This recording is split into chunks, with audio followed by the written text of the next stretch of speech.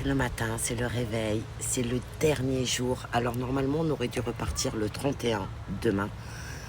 Mais mon fils m'a dit il y a 3 jours que maman, on n'a pas été acheter les affaires scolaires avec son père. Donc il faut peut-être que je rentre le 30 pour qu'il puisse aller chercher ses affaires scolaires. Donc du coup, triste, mais on a pris un billet de train pour le 30. Et donc du coup, il rentre aujourd'hui. Et entre-temps, son père lui a dit qu'il a été chercher les affaires scolaires, mais bon, le billet de train était pris. Et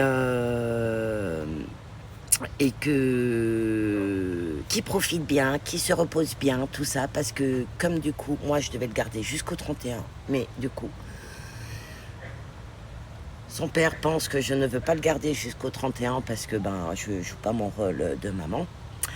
Donc du coup, il lui a dit tu vas aller bosser parce que normalement tu dois être chez ta mère, donc tu viens pas à la maison, donc tu vas aller bosser. Donc du coup, Kylan le dimanche va aller bosser et du coup il voulait en profiter pour se reposer. Enfin bref, no comment. Du coup, grosse tristesse aujourd'hui. Et depuis hier, je me dis purée, un jour on a perdu, un jour, une soirée.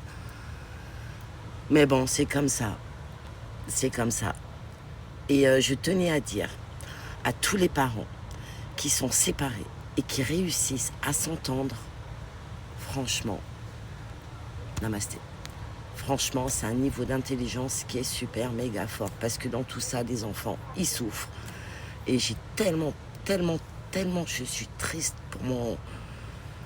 pour mon fils. Parce que du coup, c'est lui qui est au milieu, c'est lui qui prend.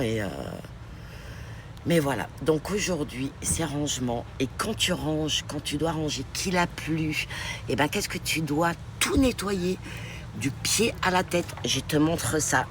Ça a l'air simple. On plie, on plie, on plie. Mais c'est sale, comme il a plu. Donc du coup, faut tout nettoyer. Faut tout nettoyer les pieds. Tout plein de caca. Et le gamin qui dit, maman, je me lève tôt pour qu'on profite, tout ça. Mais sa dernière soirée, il était avec ses copains de camping, tout ça. Là, je vais aller le réveiller. Il est 10h, son train, il est à 15h. Et après, moi, qu'est-ce que je vais faire? Je vais vivre la vraie van life. C'est-à-dire que je vais faire le trajet en 2 jours et je vais m'arrêter je sais pas où et dormir dans la nature. Et demain, je vais... on repart à zéro et puis surtout, je revois plus mon fils là avant les prochaines vacances en octobre. Ou là, ça sera prochaines vacances. Mais le cœur est dur, hein, purée, les départs, papa.